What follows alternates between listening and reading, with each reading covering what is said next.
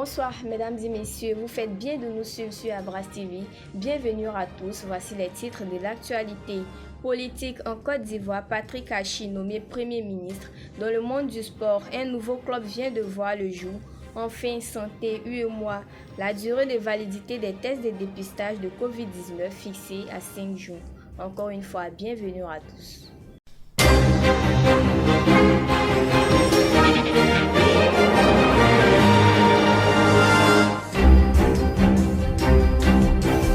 Comme annoncé dans les titres, Patrick Achi a été nommé le vendredi dernier Premier ministre, chef du gouvernement de la République de Côte d'Ivoire par décret d'Alassane Ouattara.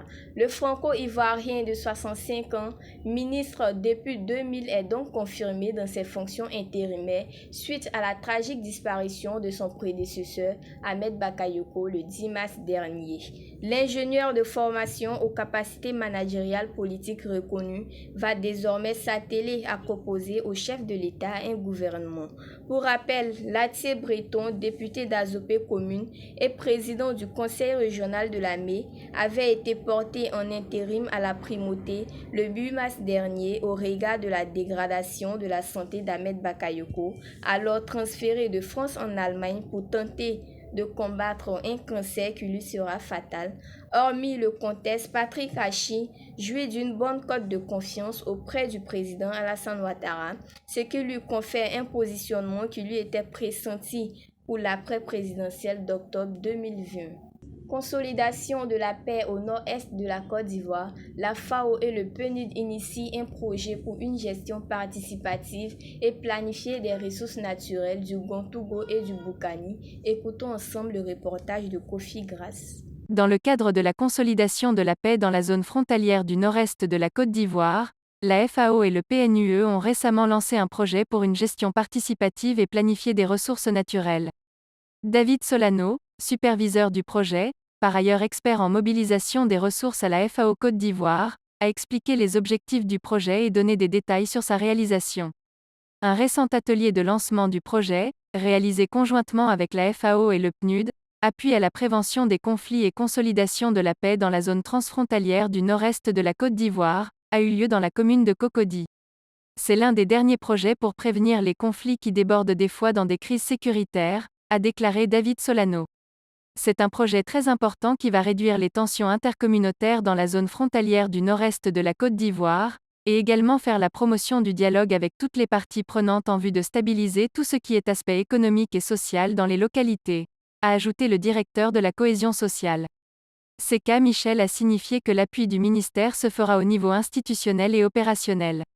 Notons que les populations ont été invitées à s'approprier le projet. Promotion du tourisme en Côte d'Ivoire, la Côte d'Ivoire et le Sénégal signent une convention. Sous l'impulsion de l'Office national du tourisme, une rencontre d'échange bilatéral a été organisée mercredi 24 mars 2021 au Mövenpick Hôtel d'Abidjan entre Papa Mahawa Diouf, directeur général de l'Agence sénégalaise de la promotion touristique ASPT, qui conduisait une délégation venue de Dakar, et son homologue Nasseneba Touré, directeur général de la Côte d'Ivoire Tourisme. Au terme de cette rencontre, une convention d'accord a été signée entre les deux ministres de tutelle en charge du tourisme, en vue d'une résilience face à la pandémie du coronavirus. Toujours en Côte d'Ivoire, la Côte d'Ivoire rapatrie près d'une vingtaine de mineurs burkinabés, suivant le reportage de Aïda Sek pour plus de précisions. Dans la journée du 6 février 2021, le ministère de la Femme, de la Famille et de l'Enfant avait été informé par la sous-direction de la lutte contre la traite et le travail des enfants, et la délinquance juvénile de la police criminelle, de l'interception d'un véhicule de transport comprenant à son bord 42 personnes dont 19 enfants. Ce car en provenance de Korogo et en partance pour Aboisseau, intercepté en raison du nombre élevé d'enfants, a fait l'objet d'un convoyage à la gendarmerie où les écoutes ont permis de soupçonner un trafic d'enfants burkinabés destiné à une exploitation dans une mine. Sur instruction du prof. Bakayoko Liramata, ministre de la Femme, de la Famille et de l'Enfant, les enfants ont été recueillis au centre de transit de l'ONG Côte d'Ivoire Prospérité, à Bobo Abidjan, et sont en route pour regagner le Burkina Faso ce vendredi 26 mars 2021. Le rapatriement sécurisé de ces enfants est assuré par une équipe composée d'un travailleur social du ministère de la Femme, de la Famille et de l'Enfant, d'un responsable chargé du suivi social et un attaché de défense de l'ambassade du Burkina Faso en Côte d'Ivoire. Relevons qu'en lien avec le MFFE, le centre de transit de l'ONG Côte d'Ivoire Prospérité, dirigé par le pasteur Patrick Clossail, a assuré la prise en charge alimentaire, médicale, psychologique des enfants. En outre, des activités récréatives ont été créées pour ces enfants avec une équipe de 21 personnes mises à leur disposition. Poursuivons avec le sport. Un nouveau club vient de voir le jour. L'association sportive Totem Omnisport d'Abidjan, qui vient de naître, est dirigée par Alafé Wakili, directeur général de l'intelligence d'Abidjan et de l'agence Totem Communication. Une assemblée générale constitutive a servi de cadre le mercredi 24 mars 2021 pour faire asseoir l'homme de médias à la tête de cette équipe. Son élection a eu lieu au siège du groupe Totem Communication en présence à Cocody Angré du directeur général adjoint Jean-Baptiste Goli. Il sera question de mettre en place une équipe de football résident dans la commune de Cocody. C'est un projet sportif qui va comprendre la formation, la mise en place d'un projet immobilier en faveur des joueurs, la recherche de sponsoring, partenariat et de fonds, a indiqué Jean-Baptiste Goli. Éliminatoire de la CAN 2021. Les éléphants de Côte d'Ivoire ont reçu une bonne opération ce vendredi 26 mars 2021 en allant battre 3-0 le Niger sur ses installations du stade Kenny Kounché à Niamey. C'est d'abord Serge Aurier qui a ouvert le chemin du succès. Mas Alain Gradel l'a imité en inscrivant de la tête la seconde réalisation des Ivoiriens qui pouvaient tranquillement rejoindre les vestiaires. Avec cette victoire, la Côte d'Ivoire prend la tête du groupe K et attend son poursuivant direct, l'Éthiopie, lors de la 6e et dernière journée prévue pour le mardi 30 mars 2021 à Abidjan. À défaut de la victoire, un nul suffira aux Ivoires pour se qualifier.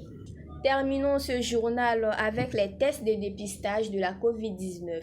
La conférence des chefs d'État et de gouvernement de l'Union économique et monétaire ouest-africaine, UEMOA, a fixé jeudi la durée de validité des tests de dépistage de COVID-19 au sein de l'espace communautaire à 5 jours, à l'issue de la 22e session ordinaire tenue en mode virtuel. Sur la situation de la crise sanitaire de la pandémie de COVID-19, les États membres de l'UEMOA ont adopté les principales recommandations relatives à la facilitation transfrontalière des ressources et des biens. À cet égard, la conférence a fixé à 5 jours à compter de la date de l'échantillon la durée de validité des tests de dépistage à l'entrée et au départ des aéroports des États membres de l'UEMOA. La conférence a en outre décidé de la reconnaissance mutuelle des résultats des tests de COVID-19 réalisés par les structures nationales habilitées dans l'espace UEMOA pour éviter aux populations de faire des tests multiples. Elle a fixé à 25 000 francs CFA le coût du test de dépistage de la COVID-19 pour les voyageurs utilisant le transport aérien à compter du 1er mai 2021, tout en encourageant la réouverture progressive des frontières terrestres dans le respect des exigences sanitaires requises. En temps opportun, le coût du dépistage de la COVID-19 sera fixé à 5 000 francs CFA pour les voyageurs utilisant les voies terrestres, annonce l'Union qui exhorte tous les États membres à la mise en œuvre de stratégies nationales de vaccination des populations cibles contre la COVID-19. Merci mesdames et messieurs de rester scotchés sur Abras TV. À très bientôt pour d'autres informations.